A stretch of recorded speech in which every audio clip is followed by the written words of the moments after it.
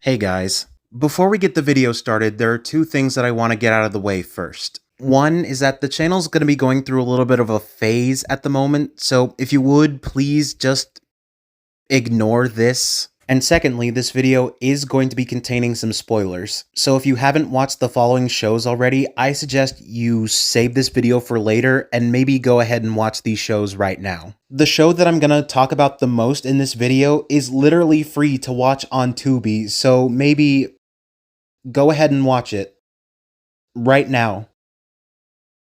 You fucking idiot. So recently I've been on kind of a kick with Super Sentai, and what essentially started off as this rabbit hole of just knowing it as the franchise that Power Rangers borrows footage and props from ultimately became a franchise that I genuinely love and appreciate. From its various casts of colorful characters, haha, to its costume designs, its various sense of styles, creativity, themes, culture, music.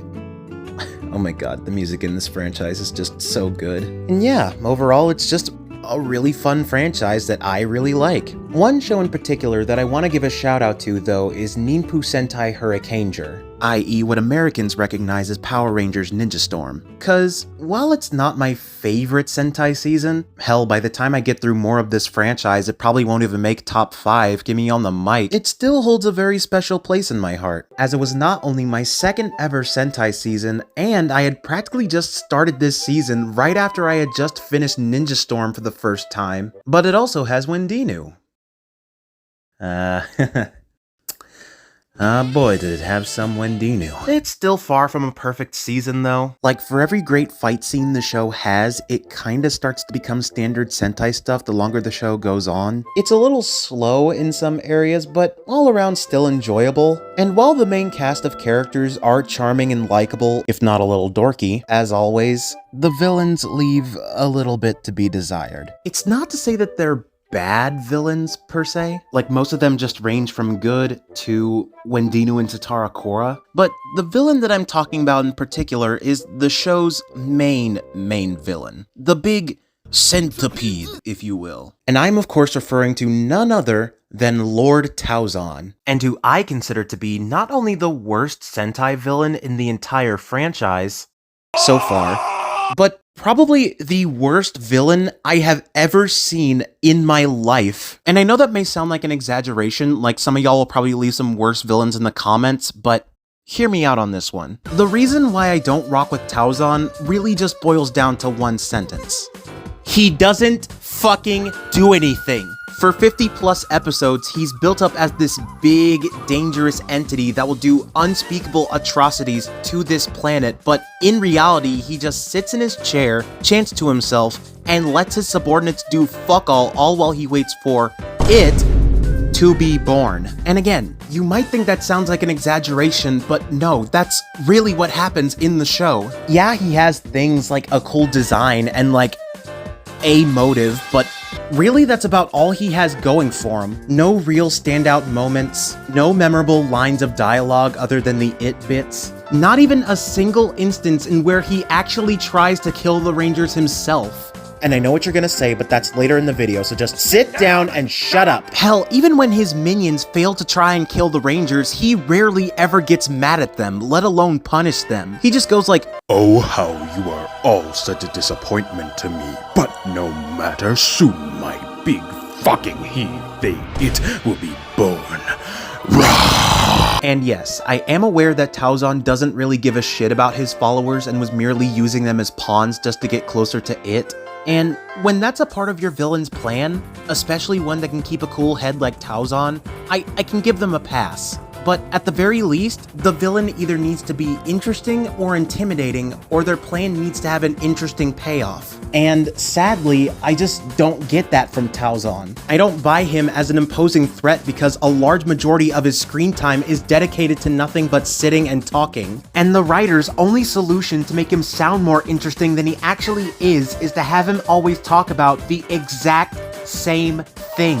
And I get it, it's supposed to be build-up, but it's not good build-up. No! There is only so much I can hear Tauzan talk about the exact same thing over and over and over again with very little to show for it. It is ridiculous. And when that build-up finally gets built up, the payoff is interesting, but in the most nothing yet hilarious ways I have ever seen done in a piece of media. Good lord, they did not give a fuck about this man. So after 50+1 episodes of non-stop literal Japanese, Taozan finally gets his hands on it. And it is a giant bow and arrow that will summon a portal to another world that would bring out a bigger, much greater evil that would help Taozan destroy the planet. And now that he has the power and essentials that he needs, he leaves his inquiries to die and does exactly what he promised to do all season and opens up the portal for the great evil. And then he proceeds to die. Say what? Yeah, one of the most evil villains in Sentai history, who was superfluously yapping about his genocidal plans all season, just goes on to die like a punk to one of his minions, and then his lifeless corpse just goes on to get sucked up into his own portal. Oh, fuck, that's embarrassing.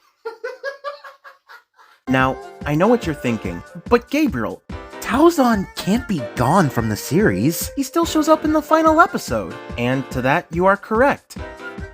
But at the same time, not really. See, after Taozan dies and his body gets sucked, the team decides that the best way to close the portal is the same way that Taozan opened it, but in reverse. So they grab the bow, go inside the portal, retrieve the arrow that opened it, shoot the arrow from inside the portal, and in turn, the portal closes up and the great evil remains locked away forever. But as it turns out, Taozan is still alive! Holy fucking shit! I did not see that coming! Except it's not actually Taozan, but rather it's the evil from inside the portal using Taozan's body as a life vessel. The irony of the situation couldn't be any more hilarious if it tried. Anywho, the Rangers kill them in like 20 seconds and that's about it. The evil revives the 7 deadly spears. Oh yeah, that's the name of Taozan's crew, by the way. They kill them too in like 2 seconds. The evil comes back as Taozan for a second time. The writers clearly didn't give a shit at this point, so why should I? The Rangers kill them in 2 moves, they win, and the evil and Taozan are never to be seen or heard from again. At least for another 20 years. I don't want to make it sound like I hate Hurricaneger or anything, because I really don't. Again, it holds a special place in my heart, and despite some of my issues that I have with the last couple of episodes, it's still probably one of my favorite endings to come out of the Sentai franchise. But dude, saying Taozan is a good villain is like saying that ACM Official unironically makes high-class art. And I know that some of, if not most of this franchise isn't particularly known for having deep or complex villains, except when they do. But here's the thing. While most of the villains that I've seen from Super Sentai so far are kinda lacking in terms of personality and goals, they're made up for by either posing as a threat to our main protagonists, or they have some sort of lasting presence throughout the show. Dokuku from Shinkenger might be your average run-of-the-mill take-over-the-world type villains, but he manages to prove how much of a threat he is when he comes face-to-face with the Rangers himself in the human world, and wins whilst he's on the midst of dying. Agent Abarera from Deca Ranger might not have a lot of screen time with the Rangers, at least for the first and second half, but his presence is still felt throughout the show when he manipulates the criminal underbelly and supplies them with weapons and drugs that would most likely help them kill the Rangers.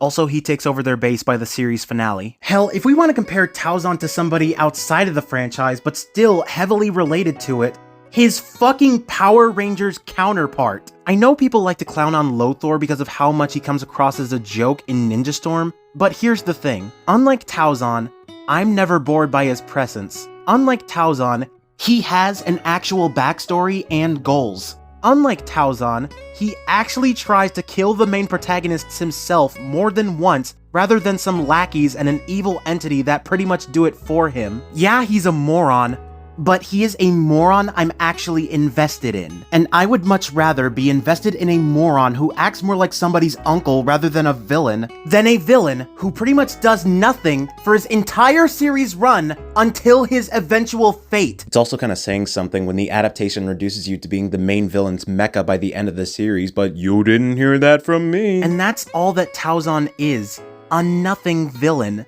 A cool looking and cool sounding one, sure, but one that has no actual character, no real moment that lets him stand out and shine. A goal that sounds scary on the surface, but has as much motivation behind it as a kid wanting a toy from Target. He's like a food trend. Something with expectations that you question at first, and when you actually try it, it just ends up being a big ol' plate of nothing.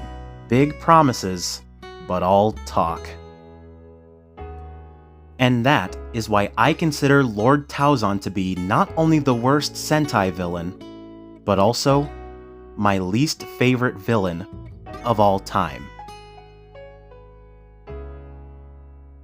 Shut the fuck up, Connor! Anyways, guys, that's gonna do it for the video. Sorry that the editing was a little bit sloppy, but me and my wife have a hot date at our local Red Lobster to go on. Love you guys, bye-bye!